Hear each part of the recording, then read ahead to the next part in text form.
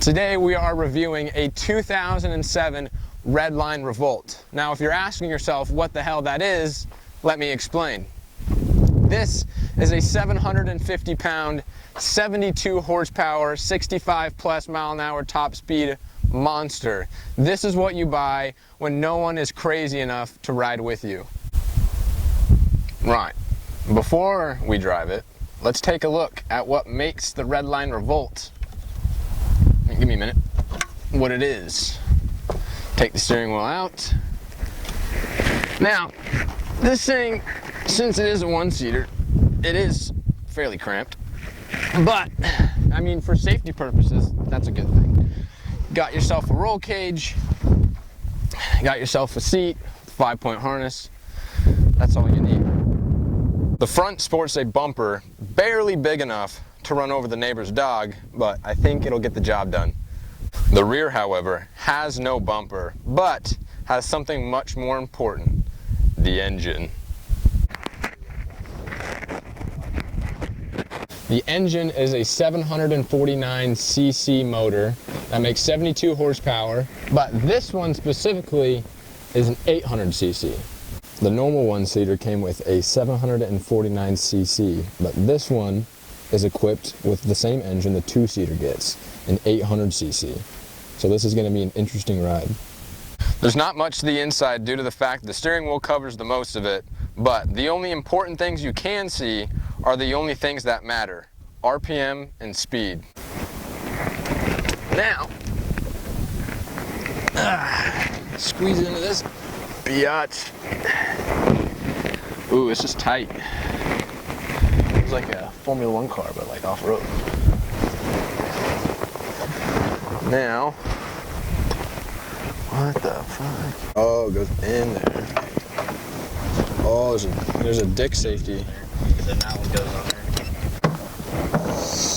This is scary. Okay, foot on the brake.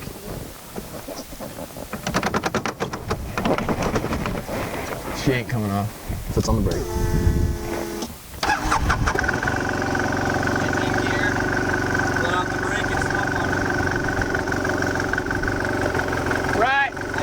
Headlights on while I was doing that.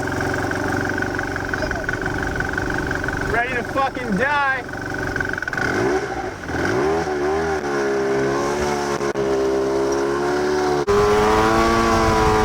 So here I went all the way down and then was trying to come back, got it into reverse just fine, went to go put it in forward and it wouldn't go. I didn't want to slam it because I didn't want to grind any gears or have the potential of that happening. So I had to holler at Riley from all the way down there. Luckily he heard me and he just said to slam it in gear. So that's exactly what I did. And sure enough, it worked. And I was on my way back.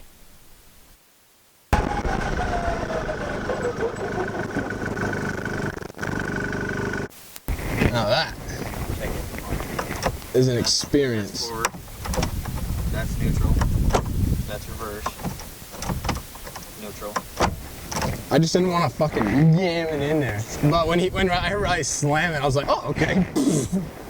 We are gonna do a little bit more driving in this thing to see how it is. So the first thing I noticed right as I started driving was the holes that I was driving over. You know, I couldn't feel much of them because of that 17-inch suspension travel. The steering, to be honest, there wasn't much steering. You couldn't feel a whole lot. You only notice the steering when you actually started moving the vehicle. But overall, with the experience of the car, it was very, very good. Throttle, brake, and everything. I'd recommend driving something similar to this.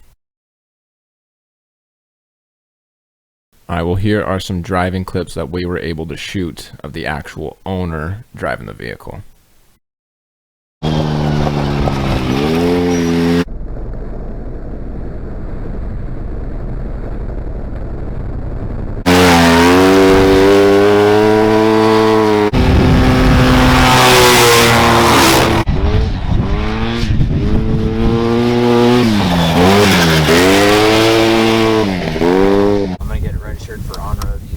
Oh, hell yeah. All I have to do is tell them the license plate that I can UTV. So do you need to get like lights and whatnot on it? You have to have a windshield, a blinker, a horn, seat belts. Blinkers, a horn, a windshield. Probably a tail light. A tail light. You got a bumper. You might need a rear bumper. That's it. No. Nope, you're good. Rear bumper. Shit, you're solid then. Hey, what the fuck are we doing over here? Rock's a bitch. Oh, does Rock say something? Hey, you're gonna talk. Go talk over there. That's what I figured your response would be. This thing was, I mean, absolutely insane. With the noise and everything, it would be almost impossible to actually hear me while I'm driving it. But just the experience you get while driving this thing, obviously it doesn't really drive much like a car. The steering is, you know, super raw.